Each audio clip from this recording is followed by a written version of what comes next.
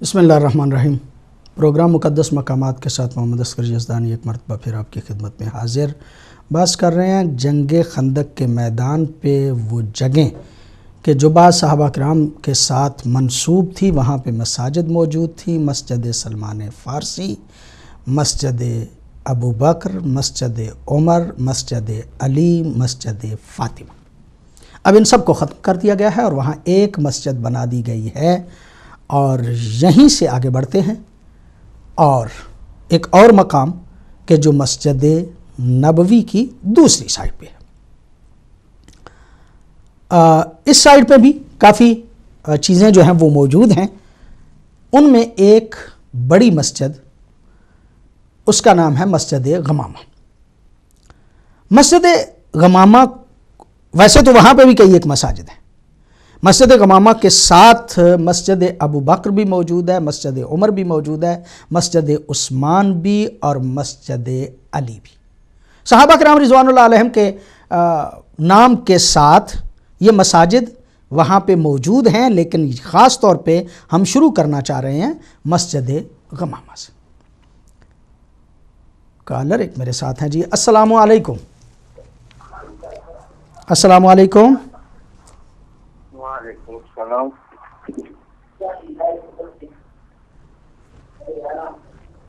جی فرمائیے۔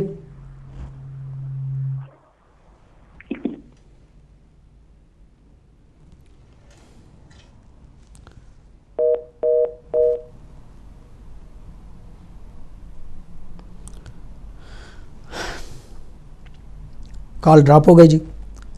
مسجد غمامہ کے حوالے سے ہم بیان کرنا چاہتے تھے۔ یہ مسجد غمامہ جس جگہ پہ موجود ہے، یہ وہ جگہ ہے کہ جو ایک کھلا میدان تھا، شہر سے تھوڑا سا باہر۔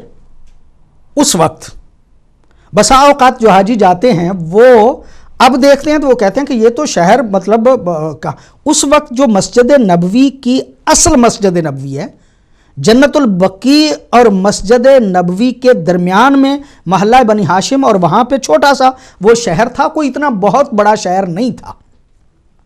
اس اعتبار سے اور پھر پہاڑی علاقہ، اس کو تصور کرتے ہوئے جب ہم دیکھتے ہیں تو یہ شہر سے باہر، مدینہ منورہ سے باہر ایک جگہ تھی کہ جو کھلا میدان تھا۔ اس مسجد غمامہ کو مسجد مناخہ بھی کہا جاتا ہے، چونکہ یہاں پہ اونٹوں کے اترنے کی جگہ تھی۔ یہاں پہ لوگ کوئی بھی فنکشن اس دور میں جو ہوتا تھا وہ عموماً وہیں اسی جگہ پہ ہوتا تھا۔ کوئی بڑا کام اگر کوئی بڑے لوگوں کا اکٹھ کرنا ہوتا تھا تو وہ اکٹھ بھی اسی جگہ پہ کیا جاتا تھا۔ مثلا پیغمبر گرامی صلی اللہ علیہ وآلہ وسلم کے حوالے سے یہ روایات میں آتا ہے کہ پیغمبر گرامی عید کے لیے وہاں پہ تشریف لے جاتے تھے، یعنی صحابہ کرام عید گاہ بھی یہی جگہ تھی کہ جس کو مسجد غمامہ جو ہے وہ کہا جاتا ہے۔ اور مسجد غمامہ کو مسجد غمامہ اس لیے کہا جاتا ہے کہ اس جگہ پہ نماز استسقاء پڑھی جاتی تھی۔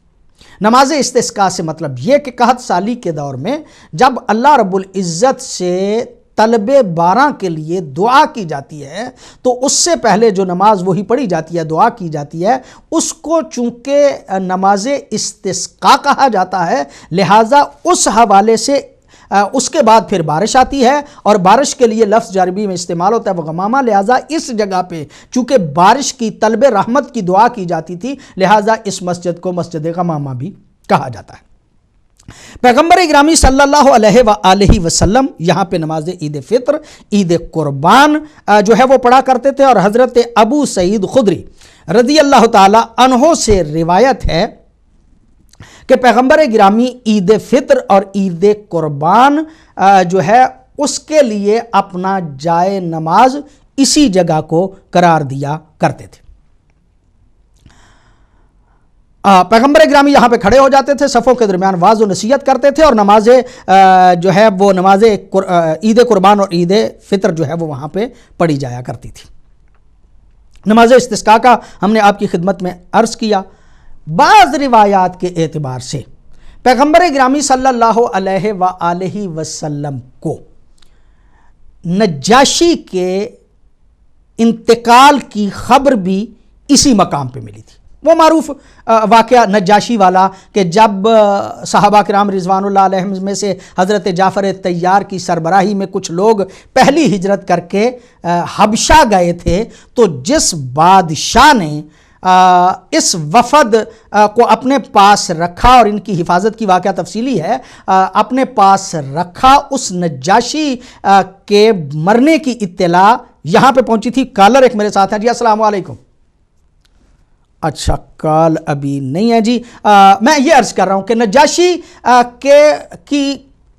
کے فوت ہونے کی اطلاع پیغمبر گرامی صلی اللہ علیہ وآلہ وسلم کو اسی جگہ پہ ملی تھی، اور پیغمبر گرامی صلی اللہ علیہ وآلہ وسلم نے اس نجاشی کے حق میں دعا کی تھی۔ یہ بھی ایک تفصیلی واقعہ ہے کہ جس کو ملت اسلامیہ کے تمام افراد جانتے ہیں کہ جب ملت اسلامیہ پہ بہت سختی کفار و مشرکین کی طرف سے ہوئی تو اس وقت پیغمبر گرامی کے حکم سے، پیغمبر گرامی کی اجازت سے کچھ لوگ جو ہیں وہ چلے گئے، ان کی سربراہی جناب جعفر ابن ابی طالب کے پاس تھی، اور وہ وہاں پہ چلے گئے۔ پیچھے سے کفار مکہ اور مشرکین مکہ کو یہ بات پسند نہ آئی، انہوں نے ایک وفد کو بھیجا، جس وفد کا سربراہ جو ہے وہ اس دور کا مشرک و کافر عمر ابن عاص اور عمارہ بن ولید تھا۔ یہ عمارہ بن ولید اور عمر ابن عاص جو ہیں وہ وہاں پہ گئے، نجاشی کے سامنے جا کے بحث کی کہ یہ ہمارے بھاگے ہوئے لوگ ہیں، ان کو واپس جو ہے وہ دیا جائے۔ نجاشی نے جب دونوں طرف سے بات جو ہے وہ سنی، ظاہر ہے جناب جعفر طیار اسلامی تعلیمات جو ہیں ان سے سرشار تھے، وہاں پہ سجدہ کرنے کا اور جھک کے سلام کرنے کا ایک طریقہ تھا جو حضرت جعفر طیار نے جو ہے وہ اختیار نہیں کیا۔ اسی کو عمر ابن عاص نے کہا کہ دیکھو یہ تو آپ کے وہ ایٹیکیٹس جو ہیں ان کے بھی پرواہ نہیں کر رہا، یہ تو بالکل جو ہے وہ کچھ اور طرح کے لوگ ہیں، اور ہمارے بھی باغی ہیں، ہمارے دین کو چھوڑ دیا، مذہب کو چھوڑ دیا ہے۔ تو پھر وہاں پہ جو ایک لمبی تقریر ہے اور لمبا خطبہ ہے حضرت جعفر طیار کا، کہ جس کو سننے کے بعد نجاشی یہ سمجھ گیا کہ یہ وہی تعلیمات ہیں کہ جو تعلیمات حضرت عیسیٰ کی تھیں۔ ظاہر سی بات ہے کہ جب اسلام اور حضرت عیسیٰ کا مذہب جو ہے وہ آسمانی مذہب ہے، اللہ رب العزت کی طرف سے مذہب ہے، تو ظاہر سی بات ہے کہ وہ مذہب ایک جیسا ہی ہوگا۔ ان تعلیمات سے جو ہے وہ یقینی طور پہ وہ متوجہ ہوا کہ یہ مذہب حقانیت پہ دلیل رکھتا ہے، اس کے پاس دلائل ہیں، یہ حقیقی مذہب ہے، ایک الہی مذہب ہے، لہٰذا اس نے ان کے ساتھ نرمی کی۔ عمر ابن عاص اور اس کے ساتھیوں کو منہ کی کھانی پڑی اور وہ واپس پلٹ کے چلے آئے۔ کالر میرے ساتھ جی، السلام علیکم۔ جی جی فرمائیے، کون بھائی، کہاں سے؟ جی بات کر رہا ہوں پاکستان سے۔ جی جی فرمائیے۔ سوال تھے کہ جو یہ وہابی دیوبندی ہوتے ہیں، یہ آپ کی آواز بہت کم آ رہی ہے، ذرا اونچا بولیے۔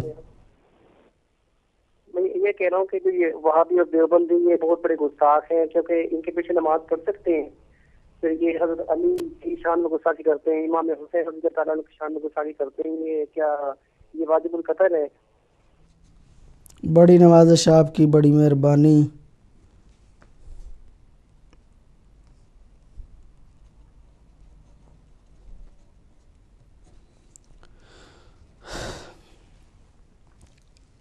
ہم یہ عرض کر رہے تھے کہ مسجد غمامہ جو ہے اس کو مسجد مناخہ بھی کہا جاتا ہے، مسجد غمامہ بھی کہا جاتا ہے، یہاں پہ نماز استسقاء بھی ہوتی تھی، پیغمبر گرامی یہاں پہ دعا۔ کالر میرے ساتھ جی، السلام علیکم۔ السلام علیکم۔ ہلو، السلام علیکم۔ جی علیکم السلام ورحمۃ اللہ۔ صاحب کیا حال ہے آپ کے؟ جی الحمدللہ۔ میرے کون بھائی، کہاں سے؟ جی میں عثمان غنی علی سے۔ جی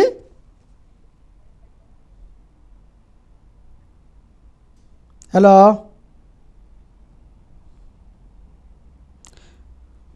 اچھا جی، عثمان غنی صاحب تھے، ظاہراً کال انہوں نے ڈراپ کر دی، ختم کر دی۔ دوبارہ آ سکتے ہیں اگر آنا چاہیں تو۔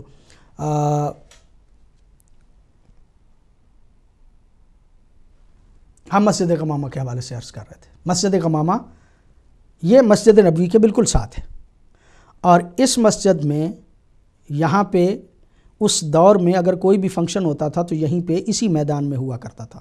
نماز عید یہاں پہ ہوتی تھی، نماز استسقاء یہاں پہ ہوتی تھی، اگر کوئی میلہ ٹھیلا بھی کوئی چھوٹا موٹا پروگرام ہو جاتا تھا تو وہ بھی اسی مقام پہ ہوتا تھا۔ وہ معروف روایت جو ام المومنین حضرت عائشہ رضی اللہ تعالی عنہا کے بارے میں ہے کہ پیغمبر گرامی صلی اللہ علیہ وآلہ وسلم کے وہ ساتھ تشریف لے گئیں اور وہاں پہ کچھ لوگ جو ہیں وہ آئے ہوئے تھے، تو وہ روایت بھی اسی مقام کے حوالے سے بیان کی جاتی ہے۔ نماز استسقاء یہاں پہ پڑھی جاتی تھی اور پیغمبر گرامی نے یہاں پہ عجز نجاشی کے لیے دعا بھی فرمائی تھی۔ اور پیغمبر گرامی صلی اللہ علیہ وآلہ وسلم کی چونکہ دعا یہاں پہ بھی قبول، پیغمبر کی دعا رد کیسے ہو سکتی ہے؟ پیغمبر گرامی صلی اللہ علیہ وآلہ وسلم کی دعا یہاں پہ بھی قبول ہوئی تھی۔ اب اسی لیے مسجد غمامہ یعنی اس حوالے سے بھی کہا جا سکتا ہے۔ یہ مسجد جو ہے، اس مسجد کو بطور مسجد، پہلے یہ میدان تھا کھلا سا، اس کو مسجد کے طور پہ بنایا تھا عمر بن عبدالعزیز نے۔ چونکہ پیغمبر گرامی صلی اللہ علیہ وآلہ وسلم یہاں پہ نماز عید جو ہے وہ پڑھا کرتے تھے، لہٰذا اس کو مسجد کے طور پہ عام مسلمانوں کے لیے بنایا تھا عمر بن عبدالعزیز نے۔ البتہ اس وقت وہ جو مسجد موجود ہے وہ دور عثمانی کی مسجد ہے، اور اس کو عبد المجید اول جو ہے عثمانی، اس نے اس کو بنایا تھا، اس مسجد غمامہ کو۔ اور پھر تقریباً 1293 سے لے کے تقریباً یہی اس کی جو ہے وہ بیان کی جاتی ہے، اور پھر اس کی تھوڑی بہت رد و بدل جو ہے وہ کی گئی سعودی دور میں، اور وہ ہے 1411 میں فہد کے یہ جو سعودی بادشاہ تھا اس کے دور میں بھی اس کی تھوڑی سی تزئین و آرائش جو ہے وہ کی گئی تھی۔ لیکن اس کے ساتھ بھی کچھ اور مساجد ہیں کہ جو مساجد جو ہیں وہ معروف ہے صحابہ کرام رضوان اللہ علیہم کے نام سے۔ ہم نے پہلے بھی عرض کیا کہ وہاں پہ مسجد حضرت علی علیہ السلام موجود ہے، وہاں پہ مسجد ابو بکر موجود ہے، وہاں پہ مسجد حضرت عمر موجود ہے، وہاں مسجد حضرت عثمان بن عفان موجود ہے۔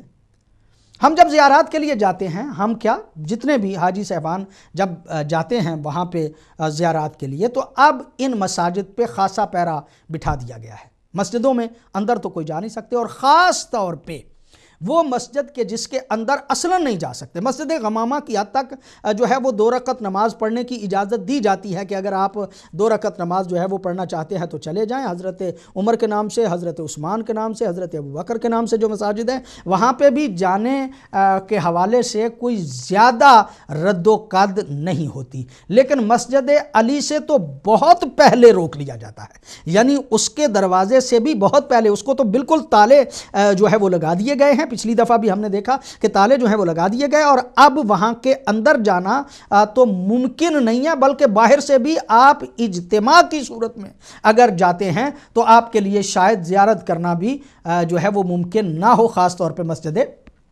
علی کا۔ کہا یہ جاتا ہے کہ حضرت علی علیہ السلام کا یہاں پہ گھر موجود تھا، اور کچھ عرصہ حضرت علی علیہ السلام اس جگہ پہ رہے تھے۔ یہیں سے ادھر سے مسجد غمامہ سے پلٹ کے ان تمام مساجد کی زیارت کرتے کرتے اگر آگے بڑھیں، کالر ایک ساتھ ہیں جی، السلام علیکم۔ السلام علیکم۔ وعلیکم السلام جی کون بھائی، کہاں سے؟ جی مولانا صاحب میں عثمان غنی بول رہا ہوں ہیلی فیکس سے، پہلے میری کال ڈراپ ہوگی۔ جی فرمائیے۔ جی مولانا صاحب اگر آپ تھوڑی سا روشنی مسجد قباء کے بارے میں بھی ڈال دیں۔ ہم لاسٹ ایئر حج پر گئے تھے تو وہاں پر ہمارے جو مولم تھے انہوں نے فرمایا کہ یہاں پر جا کر اگر آپ 2 رکعت نوافل پڑھیں تو وہ ایک عمرے کے برابر اس کی فضیلت ہوتی ہے۔ جی بالکل، آپ تھوڑی سی روشنی ڈال دیجیے۔ بڑی نوازش۔ السلام علیکم۔ وعلیکم السلام۔ جی کون بھائی، کہاں سے؟ جی میں حیدرآباد انڈیا سے بول رہا ہوں۔ جی فرمائیے۔ جی مولانا سے ڈائریکٹ بات ہو رہی ہے نا؟ جی ڈائریکٹ ہو رہی ہے آپ کی بات۔ جی مولانا ابھی آپ نے وہ مسجدوں کا جو نا ہلو، جو اس میں ایسا ہے کہ مولانا آپ ابھی حضرت عمر بولے، ان کو حضرت کیسا آپ ایک بڑی نوازش، بڑی مہربانی میرے بھائی، شکریہ، تو کیسا ہوگا؟ بڑی مہربانی، بڑی نوازش آپ کی، آپ حرامی عمر ملون بولی، بڑی نوازش آپ کی، بڑی مہربانی آپ کی، شکریہ بھائی۔ ایک اور کالر ہیں جی، السلام علیکم۔ وعلیکم السلام قبلہ۔ جی فرمائیے۔ میں بات ایک پوچھنا چاہتا ہوں جو کہ میری ذاتی دیکھی ہوئی بات ہے جی کہ جب میں حج پہ گیا تھا قبلہ، جی جی تو وہاں پر جب میں قبور سیدہ خدیجہ الکبریٰ کی طرف بڑھا تو مجھے وہ آپ کو پتہ ہوگا کہ وہ قبرستان میں ہے ان کی قبور، جی وہ مجھے نام نہیں آ رہا اس قبرستان کا، جنت معلیٰ۔ جی جی، تو جی وہاں انہوں نے دھکے دے دے کر مجھے باہر پھینکا جی وہاں کے شتروں نے، جی جی بہت زبردست زیادتی کی میرے ساتھ۔ بہرحال یہ ان کا ملک تھا، میں مہمان تھا، لیکن میں جو بات پوچھنا چاہتا ہوں کہ حج و تمتع کے ساتھ جو بعد میں جو آپ عمرے کرتے ہیں تو آپ حرام باندھتے ہیں، مسجد عائشہ کے پاس وہاں جاتے ہیں، اور وہاں مسجد عائشہ میں جا کر 2 رکعت نماز نوافل پڑھے جاتے ہیں، یعنی کہ عمرے کے احرام باندھنے کے۔ وہاں تو کوئی مجھے دھکا نہیں ملا، اور وہاں بڑے آرام سے دنیا جو ہے وہ یہ غیر مناسب رویہ اسلام میں اس کی کیا حیثیت ہے قبلہ؟ بڑی نوازش۔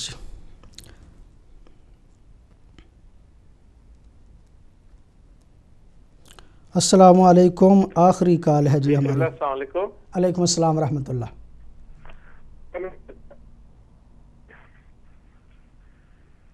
ہلو جی جی فرمائیے۔ ماشاء اللہ بہت اچھی باتیں ہو رہی ہیں، اور یقیناً مقامات مقدسہ کے آپ اپنے ہاتھ سے تحریر فرمائیں ان مقامات پر، وہ اچھا ہو جائے گا کہ جو لوگ جانے والے ہیں وہ کتابچے کی صورت میں ان کے پاس کچھ ہو، اور شاید یہ الگ اویلیبل ہو کتابچے میں رحمت کریں تو بڑی مومنین کی خیر خواہی ہوگی۔ ایک بات، دوسری بات یہ کہ ساری مسجدیں یہ لوگ ختم کر رہے ہیں، سب کچھ کر رہے ہیں کیونکہ اہل بیت کا نام ہے، تو کعبے میں تو مولا علی پیدا ہوئے تو اس کا کیا کریں گے یہ بات۔ تیسری بات یہ کہ میں بالکل آپ سے متفق ہوں، حضرت ابوبکر صدیق رضی اللہ تعالیٰ عنہ، حضرت عمر فاروق اور جو بھی صحابہ کرام جس کے لیے بھی وہ مقدس ہیں، ہمارا ہدایت ٹی وی سے ایک میسج جانا چاہیے کہ ہم دوسروں کے مقدسات کی کو نہ برا بھلا کہتے ہیں اور نہ کہنا چاہیے۔